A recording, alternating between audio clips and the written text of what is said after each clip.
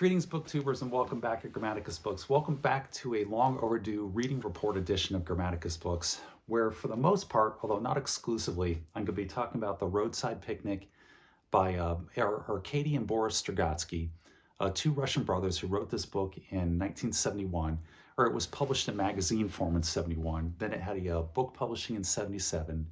And this edition here is the 2012 translation with a foreword by Ursula K. Guin and an afterword by Boris Strugatsky himself. And if you'll pardon the pun, I know I'm late to this picnic. This book's been out for a while. It's a very famous book. It's been reviewed to death, but I just finished it 3 days ago and I wanted to get my thoughts on it up here on the channel. What is it? It's a dark, gritty, vulgar, coarse science fiction novel that's basically set in present day times, that's full of despair and hopelessness. In other words, it has all the elements that I really despise in a science fiction or a fantasy book, and I liked it a lot. and I really enjoyed it. I did enjoy it. I think I enjoyed it because of those things, because of how well that they're written and the perspective from which it's written, which is by a pair of Russian authors writing it in a way that only Russians can write on those topics, with this excellent science fiction theme running behind it and a little bit of political and social commentary running behind that as well. This book works on multiple levels. So what is it about? In a nutshell, it's an alien visitation book. It's a first contact science fiction novel where you have no contact with the aliens in this first contact novel. And the title of the book explains it. One of the characters in the book explains the alien visitations that happen in this book in present day times as these alien beings who are traveling to their destination. He compares them to a family in a car going down a road. And they pull the car over on the side of the road before they get to their destination in order to have a roadside picnic. So they set up their picnic, they get out their blanket, they spread it out, they pull out their picnic basket, they unwrap their sandwiches, they pop the tops off of their bottles of pop and beer. The dad gets up and maybe works on the car a little bit, changes a spark plug, tops off the oil and the windshield wiper fluid, and then they clean up a little bit, get back in the car and drive off. But they leave behind like the old spark plugs, oil stain on the ground, their wrappers, their pop tops are all laying there. And that's what these visitations are. There's a 2-day period where these aliens come and they have their roadside picnics on Earth in 6 different spots. And then they leave their trash, their detritus, but their trash is so highly advanced technological items that they're almost incalculably valuable to human beings who want to try to utilize that technology and reverse engineer it. Although we have very little success in doing so, which is part of the despair in the book. We can't understand their technology. We can't get our heads around it. And we're using what's essentially Geiger counters in order to crack nuts. So they have these 6 zones, and the book focuses on one zone that is being controlled by the government. The government has taken control of the zones, and an institute is set up in order to go into these zones to retrieve these items and bring them back and start to try to work with them and reverse engineer them. And they hire individuals to go into these zones to do this highly hazardous work. And those individuals are known as stalkers. So the stalkers go in with government assignment, with government permission, but then they will also go in outside of the purview of the Institute on their own in a black market function to try to take these items out for themselves and then sell them out on the black market. And it's extremely hazardous. These items are so advanced that they've warped time and space and reality in these areas, and you can get killed in an instant inside of these zones or horribly damaged. And even just being in the zones alters you and alters the people around you. And it just becomes a very dark proposition of going into the zones. And the book focuses on one stalker in particular, Red Shoeheart, and his addiction to going into the zones and what it's doing to him and his family and everybody around him. And it's just a very dark commentary on government, on work, on the hopelessness of being a human being and living in old Soviet-style Russia in the 1960s. And it's wonderful. It's a great book. I highly recommend it. There's a political theme that runs underneath it. It's been compared to the Berlin Wall, where the government has now set up walls around these zones, which equates to the Berlin Wall. And the items coming out of these zones are Western technology and items that were filtering into the old Soviet Union across the Iron Curtain back in the 1960s and 70s. Toasters, VCRs, lipsticks, blue jeans, and that they were corrupting the Soviet society. And there is definitely some of that in here, but I think to reduce it to that is to kind of belittle what the Strugatsky brothers have achieved in this book, which goes far beyond that. It's more of a commentary on the human existence and the frailty and sort of despair of human existence as seen through Russian eyes living in the Soviet Union in the 1960s. And they write it as just only Russians can write it. I think if a Westerner had tried to write this book, that it probably would have failed miserably. But the Strugatsky brothers pull it off.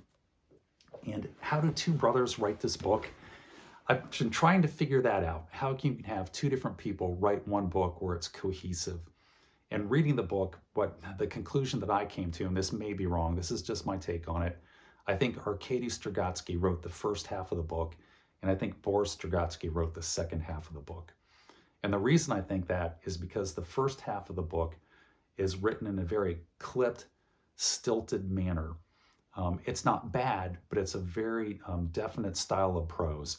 And in the middle of the book, the book stops, and then you jump forward a number of years. It starts up again, and the style of prose in the second half of the book is very different than in the first half. It's much more flowing, it's much more traditional. And the afterword in the back of the book is written in the same manner, the afterword by Boris Strugatsky. So that's my personal belief, is I think Arkady wrote the front half of the book, and I think Boris wrote the second half of the book, and that's how they collaborated as the two brothers on this book. They had a lot of struggles getting this book published. It took them 8 years of dealing with the Central Committee in order to get this book published, of going back and forth. He had just stacks and stacks of papers with letters and correspondence going back to the apparatchiks and his various bureaus and politburos, trying to get them to approve the publishing of this book.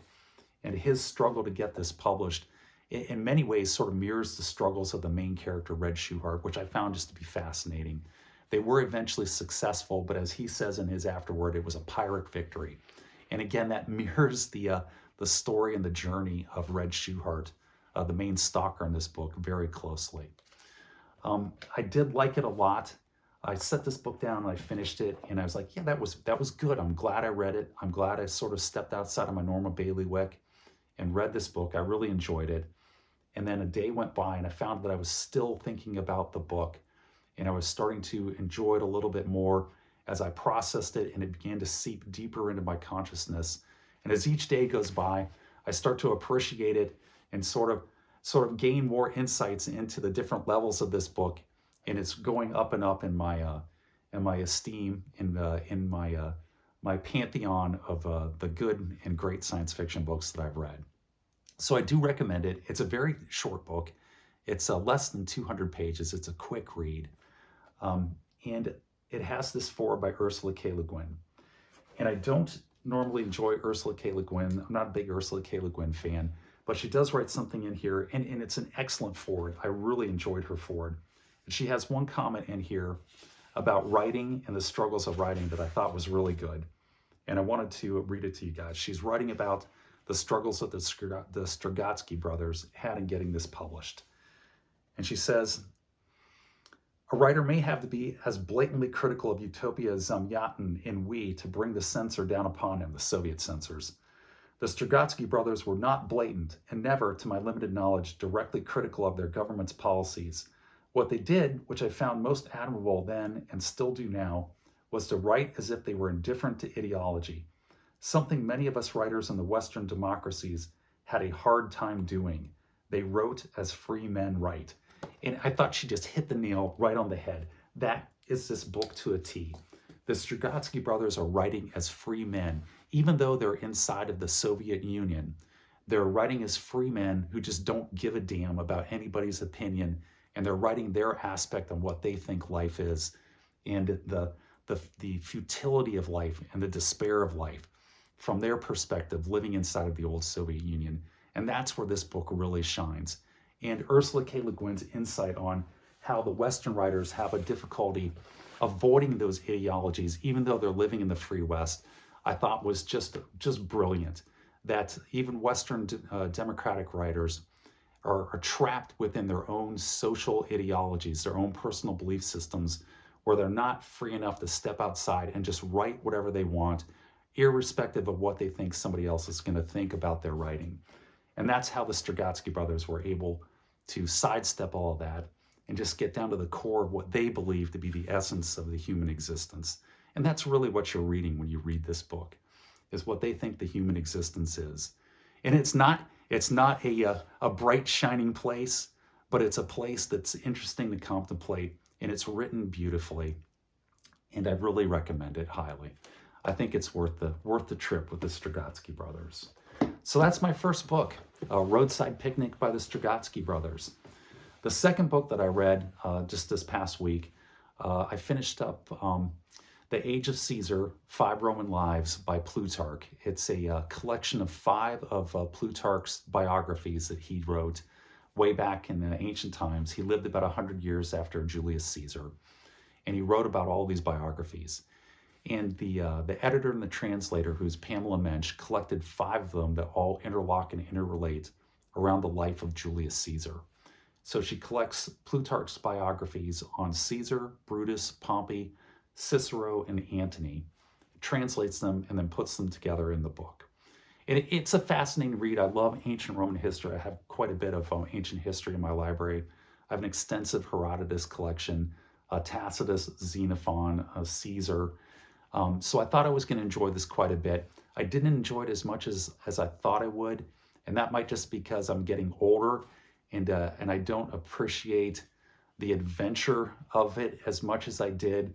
What more registered with me is the fact that I'm very grateful that I live in a democracy that has been able to eliminate the impact that vain, glorious men can have on the other human beings around them. These five individuals were responsible for more human misery than is almost imaginable. They wound up killing millions of people. They enslaved millions of people. And their preferred method of settling a political dispute in the Senate in Rome was assassination. And it just made me very appreciative of living in a democracy. It's fascinating historical material. If you like history, I would recommend reading it. But to me, what it really brought home is the fact that I'm very fortunate to live where and when that I do. Although I won't say that it wouldn't have been adventurous living back in those times. And the events that they relate are amazing historical events that are written almost in a first-hand account. So if you enjoy that stuff, you might want to take a look at it. I will say that while I think the events are probably very accurately portrayed and related by Plutarch as to how they actually happened, I think a lot of the exchanges and the dialogue between the persons that are involved in it is of dubious authenticity. It reads more like a playwright who was writing something for a Shakespearean play than what would have actually been spoken. And 100 years after the fact, I doubt that there were people who actually accurately recorded what was actually spoken between characters as they were getting ready to kill each other. But other than the dialogue, I think the events are probably exceptionally accurate, and it's a good insight into the ancient world. So that's my reading report. What am I currently reading? I'm currently reading Stranger in a Strange Land by Heinlein, and that is one strange book. I will do a complete report on it when I'm finished with it, which should be in just a couple of days. And then after that, I'm going to move on to The Return of Tarzan. Curse you, Michael K. Vaughan. Curse you. You got me hooked down to with the Tarzan bug.